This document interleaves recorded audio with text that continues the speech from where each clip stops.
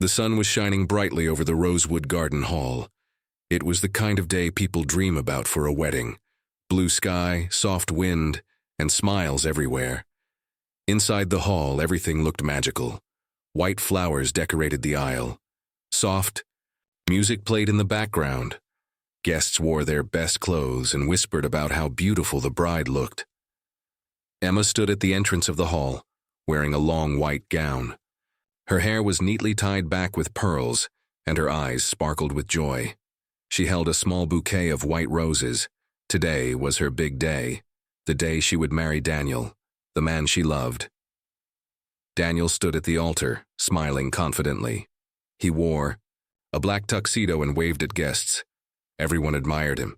He was smart, successful, and always polite. Many people thought, Emma is lucky to have him. As Emma slowly moved down the aisle in her white dress, people stood up and clapped quietly. The soft music continued to play. She looked at Daniel. He looked back at her.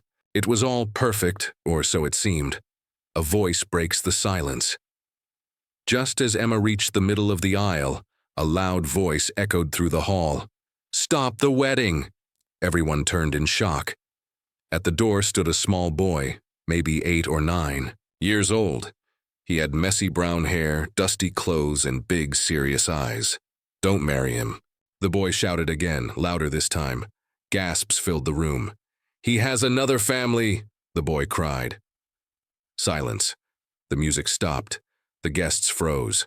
Emma stood still, her heart suddenly racing. Daniel's face turned pale. His smile disappeared. Emma looked at the boy, confused. "What are you saying?" she asked softly. "He's married to my mom," the boy said. "He's my dad." The boy's voice shook, but he stood strong, confusion and fear. Emma felt her legs weaken. Her hand trembled around the bouquet. People in the crowd started whispering, "Is this some kind of joke? Who is that child?" Daniel opened his mouth, trying to speak. "I don't know this kid," he said. "Security, get him out." But his voice didn't sound sure. It shook. The boy looked hurt. "You said you'd come back," he whispered. "You said we were your family." Emma's heart sank. Could this be true? She looked around. The guests were now staring more at Daniel than her. The bride's doubt Emma's mind filled with questions. Why did this boy call Daniel Dad? Why did Daniel look scared? Why didn't he deny it strongly? She turned to Daniel. "Is this true?" she asked. Daniel shook his head quickly. "I swear I don't know him. He's lying, but something in his eyes and didn't feel right." Emma's hands began to sweat. Her fingers dropped the bouquet to the floor. The woman in the doorway. Suddenly, another voice came from the back. "Jaden!" a woman's voice cried. "All!" Eyes turned again. A woman stood at the door, breathing heavily. Her face was red, her hair tied back in a loose bun. She looked tired, but strong. She walked straight to the boy and held his hand. "I'm sorry," she said to the crowd. "But my son is telling the truth." Emma felt like the air had left her body. The woman looked directly at her. "My name is Maria, and I was married to Daniel. For 10 years. People gasped again. Maria held up a photograph. "This is our wedding photo. That man is the father of my child." She turned to Daniel.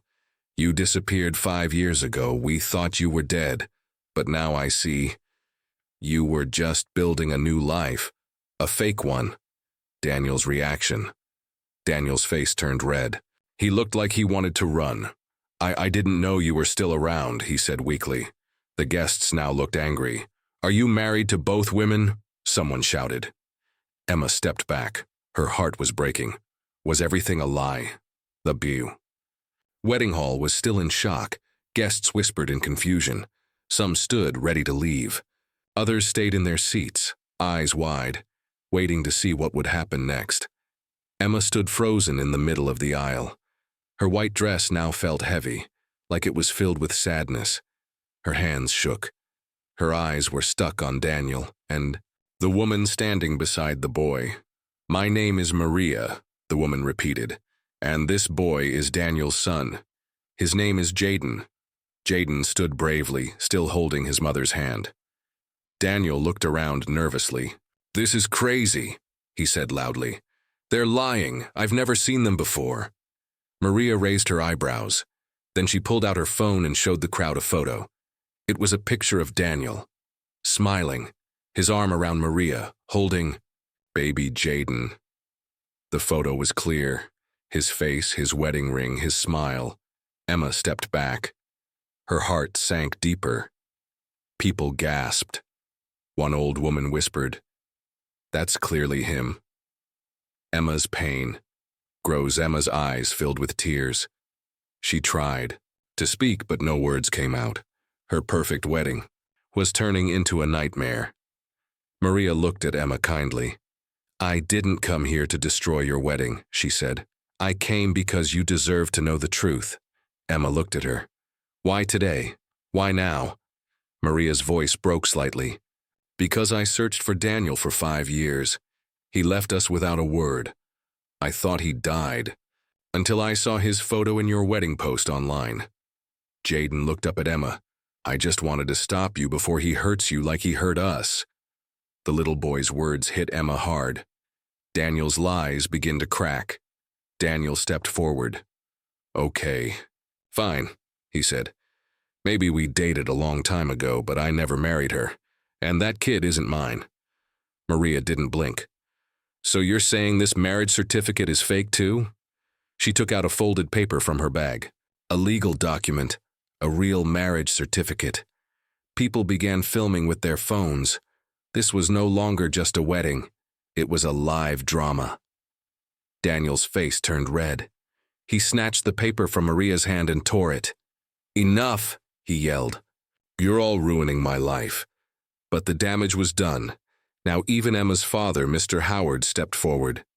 "Daniel, is any of this true?" Daniel looked at him, then at Emma. He was silent. That silence said everything. The wedding is canceled. The pastor who stood near the altar closed his book quietly. "I can't continue this ceremony," he said softly. Emma nodded. Her eyes were filled with tears, but she tried to stay strong. She turned to the guests. "I'm sorry, but this wedding is over." Guests started getting up slowly, some in shock, others shaking their heads. Some women hugged Emma gently as they passed. Some men stared angrily at Daniel. Daniel tried to follow Emma. "Wait, let me explain." Emma turned to him sharply. "You lied to me about everything." She looked at Jaden and Maria. Then she walked out of the hall, alone. A new bond begins outside. The wedding hall. Emma sat on the steps. Her white dress touched the dusty ground. Her makeup was ruined. But she didn't care. She had lost her dream. A few moments later, Jaden walked up to her quietly. "I'm sorry," he said in a small voice. Emma looked at him. "You don't have to be sorry." "You looked so happy," he said. "I didn't want to ruin it, but I had to tell the truth." Emma smiled sadly. "Thank you. You saved me." Jaden sat beside her. Maria came next. "I know you hate me right now," Maria said gently. Emma shook her head. "No. I hate the man who lied to both of us." Maria sat down. The three of them looked at the setting sun. 3 strangers, now connected by truth and pain. Emma sat quietly in her bedroom that night. Her white wedding dress lay crumpled on the floor. Her makeup was gone. Her hands held a letter, Daniel's letter, the one Maria had given her. The words inside were short, but painful. "If you're reading this, then I've failed to keep my secret. But I had no choice. I needed money. I needed a new life. I'm not proud, but I did what I had to do. Daniel." Emma read the letter again and again. Her heart beat faster each time. She remembered all the sweet words Daniel had once said to her, every promise, every smile. Now, it all felt fake. Flashback. Daniel's other life. Maria sat across from Emma in the living room. Jaden was asleep on the couch. "I'll tell you everything," Maria said softly. She held a small photo album and placed it on the table. "I met Daniel 13 years ago. He was sweet, romantic, and poor, but he had dreams. I believed in him." Maria turned the pages slowly. Emma saw photos of a younger Daniel smiling with Maria, holding baby Jaden. celebrating birthdays. He worked hard for a few years, Maria continued. Then he changed. One day he said he was going on a business trip. He never came back. Emma listened, her eyes focused on the photos. I waited, Maria said. I called hospitals, police, even his friends. Everyone thought he might be dead. But he was with me, Emma whispered. Maria nodded. I found out last week when I saw your wedding announcement on social media. I saw his face. My missing husband. Emma looked down at the letter again. He said he needed a new life. Emma digs deeper. The next morning, Emma drove to the bank listed in the documents Maria had given her. She handed the account number to the manager and asked for information. The manager raised an eyebrow. You're listed as a secondary contact, he said. You're his fiancée, right? Emma forced a smile. Not anymore. He printed out a summary. Emma looked at the numbers, and her jaw dropped. Daniel had moved over $300,000 in the past 5 years. Money from unknown sources. He had no business, Emma said aloud. Then where was the money coming from? More than just a lie. Emma drove to Maria's house again. She held the bank papers tightly. Did he ever ask you for money? She asked. Maria shook her head. No, we never had much. He used to complain about bills all the time. Emma sat down on the small couch. Her head was spinning. There's something else, she said. This isn't just about cheating. I think Daniel is doing something illegal. Maria's face turned serious. Like what? I don't know yet, Emma said. But I want to find out. Jaden walked in, rubbing his eyes. Are we going to stop him? Emma looked at the boy. His courage gave her strength. Yes, she said. We are. A risky decision. Emma went back home and found the camera Daniel had given her as a gift last year. It had a hidden voice recorder inside. She charged it, checked the battery. It still worked. Then she picked up her phone and texted Daniel. We need to talk. Just us. One last time, Daniel replied after 5 minutes. Fine, tonight. Your place. Emma knew she was doing something dangerous, but she needed the truth from his own mouth. Daniel returns. That evening, Daniel arrived. He wore casual clothes and dark glasses. You look tired, he said. Emma stayed calm. I am. They sat on the sofa. She placed the hidden camera on the shelf behind them. I just want to understand, she said. Why did you lie? Why 2 families? Daniel sighed. Because one life wasn't enough. Emma looked confused. I was tired of being poor, he said. I married Maria because I loved her. But love doesn't pay bills, he continued, not knowing he was being recorded. I met you at a business event. You had everything. Money, status, family connections. I needed that. I was planning to marry you, then slowly move your money into my new company. Emma's heart dropped. So it was never love. You were going to use me? Daniel shrugged. It was working, wasn't it? He laughed quietly. Emma's eyes filled with tears, but she stayed strong. Emma couldn't sleep that night. She kept listening to Daniel's voice on the recording again and again. I was going to marry you, then slowly move your money into my new company. Her heart was heavy, but her mind was sharp. He didn't just lie, he used her. Played with her emotions, played with her life, and now she was going to stop him. Reaching out for help the next morning, Emma sat with her lawyer, Mr. Bradley, a sharp older man who had known her family for years. This is serious, Emma, he said after hearing the recording. You have enough. Here to begin a case for fraud. Emma nodded. I don't care about the wedding anymore. I care about the lies. I care about justice. Mr. Bradley leaned forward. We can go to the police. But we have to be smart. Daniel is clever. He'll try to cover everything. Emma's eyes burned with anger. Then we move faster than him. The search for more. Truth Emma returned to Maria's house with a plan. There might be more proof, she said. Emails, documents, maybe even other women. Maria looked surprised. You think he did this before? Emma nodded. Yes, someone who lies this well has done it more than once. Maria went to an old suitcase and pulled out an old phone, Daniel's phone from years ago. I kept this after he left, she said. It's locked, but maybe you can find someone to unlock it. Emma took the phone and thanked her. This might help us. Jaden watched them from the doorway. Will he go to jail? He asked. Emma knelt down beside him. If we do this right, yes. A hidden contact later that day, Emma gave the phone to a tech expert. Within an hour, the phone was unlocked. What they found shocked her. Dozens of messages from different women, names Emma didn't recognize. You said you loved me.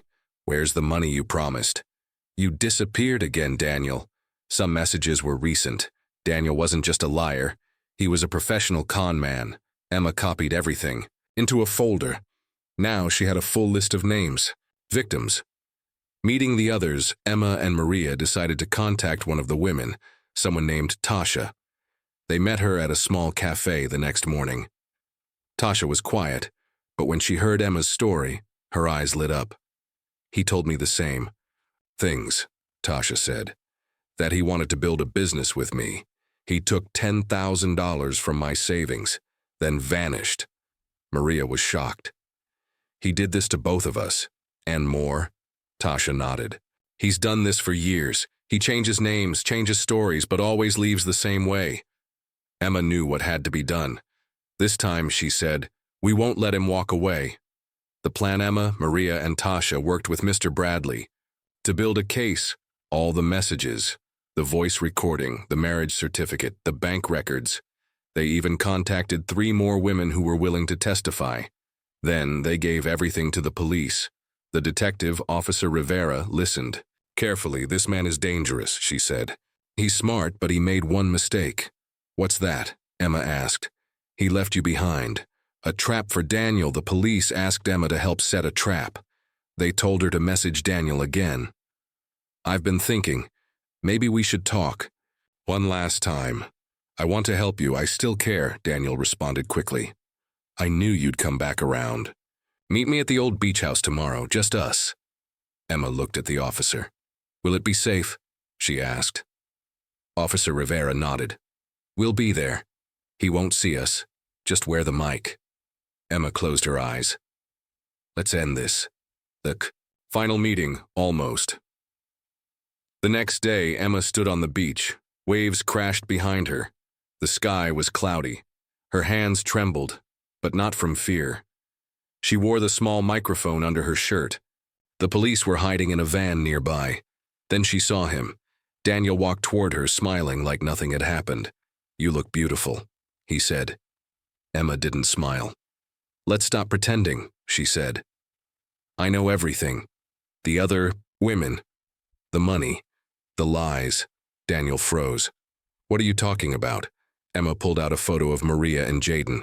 Your real family, he laughed nervously. This again? Come on, Emma. No more lies, she said firmly. Emma stared at the folder in her hands. Inside were printed pages, neatly organized. Every page had names, emails, phone numbers, bank account details, and notes written in Daniel's handwriting. It was like reading a crime blueprint. Officer Rivera pointed to the top of the first page. This was in a locked drawer in Daniel's apartment, she said. Your fiancé was planning more than just a wedding scam. Emma sat down slowly. Her hands trembled. He had a list of women and their financial worth, she whispered. He was choosing his next targets. The truth gets worse. Maria looked over Emma's shoulder. She recognized some of the names. Wait, that's my cousin, she gasped. He told her he was an investor. Emma's heart dropped even more. Daniel wasn't just cheating on women. He was hunting them, like prey. Some names had check marks beside them. Others had red X's. Officer Rivera explained. The check marks are women he already contacted. The X's likely ignored or rejected him. One name at the bottom had a circle. Around it, Emma Williams. In progress, Emma stared at her own name. She had been a part of his plan all along. Should she tell the others? Emma spent the next few days thinking deeply. There were more than 20 names on that list. Some lived in the city, some in other states. Maybe some had already lost money. Or worse. "I can't let this go," Emma said to Maria. "These women deserve to know the truth," Maria agreed. "He fooled us. We can stop him from fooling anyone else." With the help of Officer Rivera and the lawyer, Mr. Bradley, Emma began contacting the women, one by one, meeting more victims. Some women didn't believe her at first. "He said he loved me," one woman cried over the phone. "He said he was going to propose next month." Emma sent proof, screenshots, voice recordings, pictures. Slowly, the women began to understand. Another woman named Clara came to meet Emma in person. She was in her late 30s, a school teacher. "I gave him $25,000, Clara said, tears in her eyes. "He said it was for a business loan." Emma held her hand. "I know how it feels." Together they formed a group, a support circle of Daniels, victims. They named it the Broken Trust Network. Daniel tries again from jail. Daniel sent Emma a letter. It was written in messy handwriting. No greeting, no apology. "You think you're a hero? You don't know the full story. You only know what I let you see. You'll regret this." Emma's hands clenched the paper. This wasn't over. He still thought he had control. Breaking the silence, Emma decided to do something bold. She went on a local talk show to share her story publicly. With Maria and Clara beside her, she told the world everything, from the wedding day interruption to Daniel's arrest. "He used love like a weapon," she said on air. "But now, we're using truth as ours." The episode went viral. Women from other cities reached out. "I know him. He dated my friend. He scammed my sister," Officer Rivera confirmed. Daniel's crimes were bigger than they thought. She had never heard of him. But Officer Rivera's words echoed in her mind. "We believe Daniel was working with someone else, someone more dangerous." The thought sent chills down her spine. Daniel wasn't the mastermind. He was part of something bigger, a new lead later. That day, Emma met Officer Rivera and Mr. Bradley at the police station. "We traced some emails on Daniel's laptop," Rivera said. "Encrypted, hidden deep in the folders." She pulled out a printed email chain. Most of it was code. But one message stood out. "Emma is almost ready. Once I get the money, I'll disappear, as always. Daniel, make it quick. We can't risk attention. Too many eyes this time." VG. Mr. Bradley tapped the initials. "VG, that's Victor Gray." And from the tone, he gives orders. Daniel follows them. Emma's blood ran cold.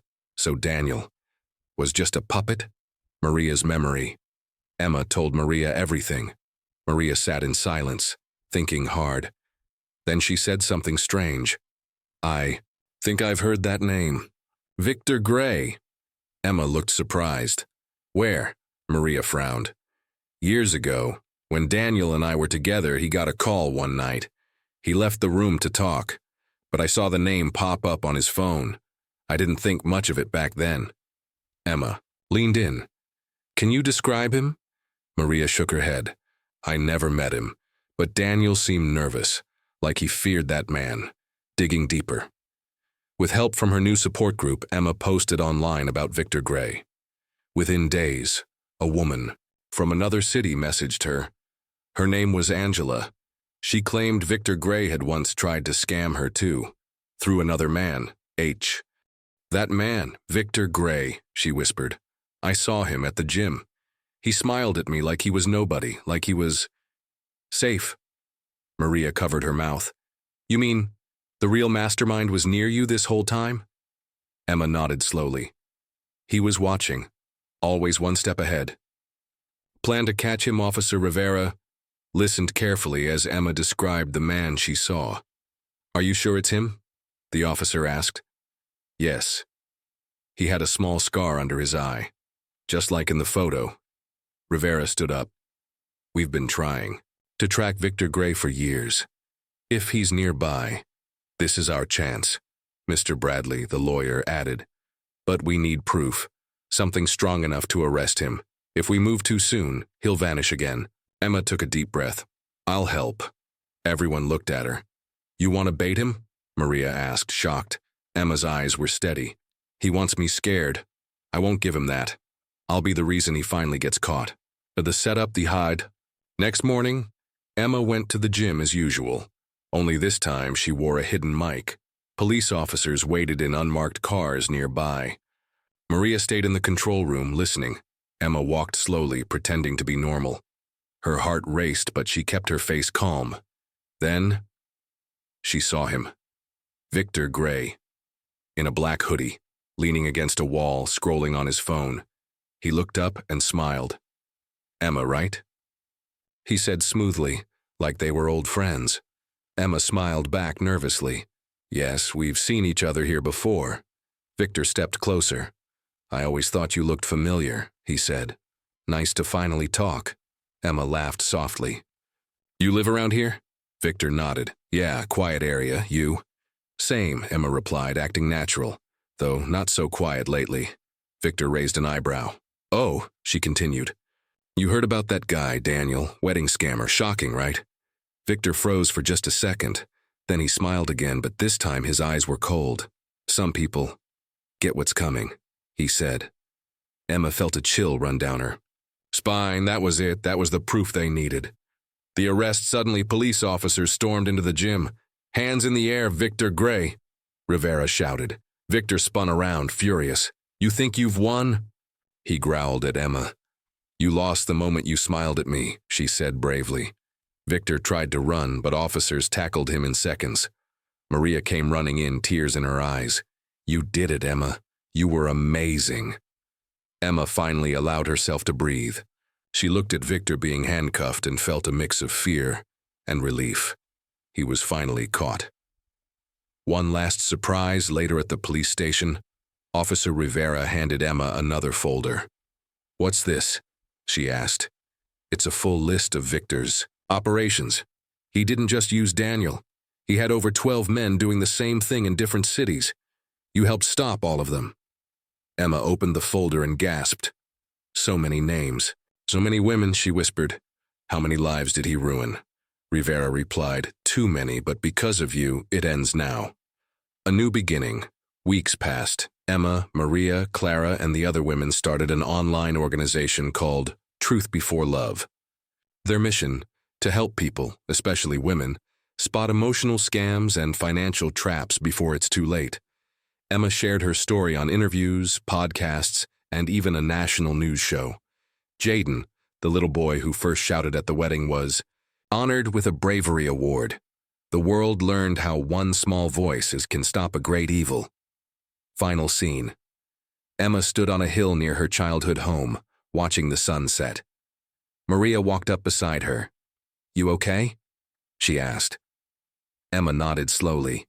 I lost something, but I found something bigger, my strength, my voice, and a way to help others. Maria smiled. That's the Emma I remember. They stood in silence for a moment. Then Emma whispered, He almost fooled me with love. But you fooled him with truth, Maria said. Emma smiled, the wind blowing softly through her hair, and behind her the past finally faded as a new future began.